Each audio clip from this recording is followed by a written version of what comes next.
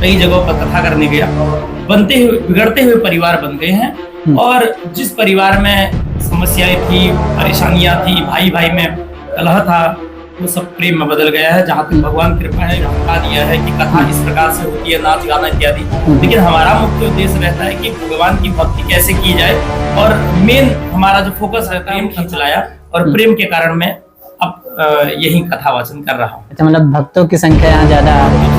नमस्कार, आप देख रहे हैं लोकतंत्र एक सोच, और मैं आपके साथ राज यादव। आपको बता दें कि कथावाचक तो आपने बहुत सुने होंगे। इस वक्त चर्चा में मुकेश महाराज जी हैं, जो कि उत्तराखंड से आज उत्तर प्रदेश काकोरी ब्लॉक के अंतर्गत गदाई खेड़े में मौजूद है। अपनी कथा वाच रहे हैं, 17 तारीख से अपनी कथा वाच रहे हैं, और इनसे जानेंगे आखिर इनका कथावाचक का सफर कैसा रहा। महाराज जी, बहुत बहुत स्वागत है लोकतंत्र एक सोच में। बताइए कि कथा वाचने का सफर आपका कैसा रहा। सबसे पहले लोकतंत्र एक सोच के दर्शकों को मैं सादर अभिवादन करता हूं। और आपका जो प्रश्न है कि कथा का सफर कैसा रहा, मैं आपको बताऊं, अपना अगर जीवन परिचय देते हुए आपको बताऊं तो ये भगवान की कृपा ही है कि कथा के प्रभाव से लोगों का जीवन बदल रहा है। सबसे पहली बात, हम कथा कर रहे हैं, हमारा जीवन तो बदल ही रहा है, लेकिन हमारी कथा से या भगवान की कथा को गान करके, श्रवण करके जो भक्त लोग हैं, भक्तों की सोच बदल रही है, और भक्तों का परिवार जो टूट रहा होता है वो परिवार सिमट रहा है। ये भगवान की ही कृपा है, ये भगवान की ही देन है। कई जगहों पर कथा करने गया, बिगड़ते हुए परिवार बन गए हैं। और जिस परिवार में समस्याएं थी, परेशानियां थी, भाई भाई में कलह था, वो सब प्रेम में बदल गया है। जहाँ तक भगवान कृपा है, जहाँ तक मैं जानता हूँ, लोगों का प्रेम मेरे से बना हुआ है, तो कथा के प्रति मेरा रुझाव और ज्यादा।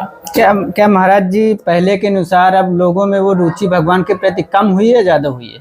पहले के अनुसार अब रुचि भगवान के प्रति बढ़ रही है, कथाओं के प्रति बढ़ रही है।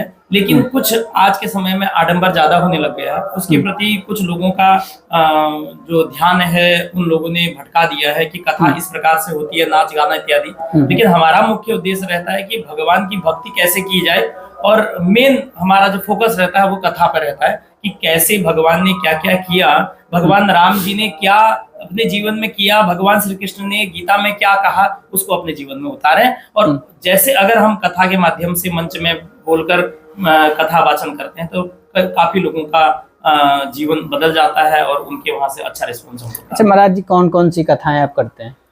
मेरा मुख्य कथा श्रीमद् भागवत महापुराण, श्री राम कथा, और भगवान शिव की चर्चा, शिव पुराण और देवी भागवत मैंने अभी तक उत्तराखंड से लेकर उत्तर प्रदेश तक किया। अच्छा, उत्तराखंड से और यूपी तक आपका सफर कैसा रहा? उत्तराखंड से लेकर यूपी का जो उत्तर प्रदेश का सफर रहा, बहुत ही आनंददायक रहा।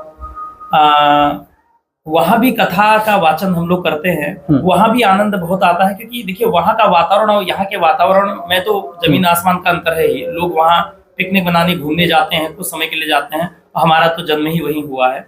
मैं रानीखेत, अल्मोड़ा जिला एक रानीखेत स्थान है, वहाँ एक गांव है कोमाल्ट, तो वहीं का रहने वाला हूँ। तो मेरा तो जन्म ही उत्तराखंड में हुआ है, तो मुझे तो वहाँ का वातावरण बहुत ही अच्छा लगता है।